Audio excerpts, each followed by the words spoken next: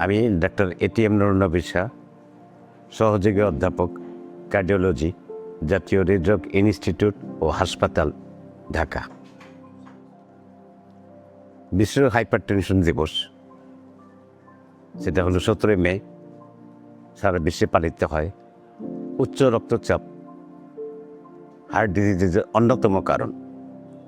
উচ্চ রক্তচাপের অনেকগুলি কারণ আছে, তার মধ্যে খাদ্যাভ্যাস, ফিজিক্যাল এক্সারসাইজ, মানসিক চাপ, বিভিন্ন কারণে মানুষের প্রেশার বেড়ে যেতে পারে। ব্লাড প্রেশার যখন বেড়ে যায় তখন আমরা যেটাকে বলি হাইপারটেনশন। নর্মালি ব্লাড প্রেশার থাকে, সিস্টোলিক ব্লাড প্রেশার 110 থেকে শুরু করে 140 মিলিমিটার অফ মার্কারি, এবং ডায়াস্টোলিক ব্লাড প্রেশার 60 থেকে 90 millimetre of mercury.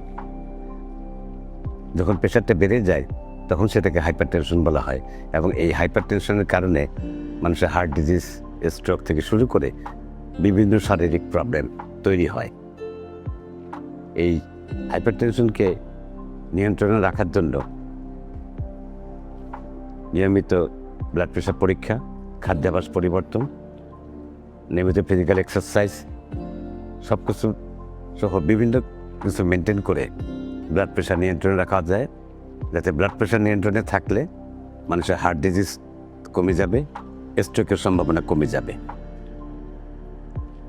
Blood pressure নিয়ন্ত্রণ করে রাখি, সুস্থ থাকি, এটাই বিশ্ব হাইপারটেনশন দিবসের প্রতিপাদ্য হওয়া উচিত।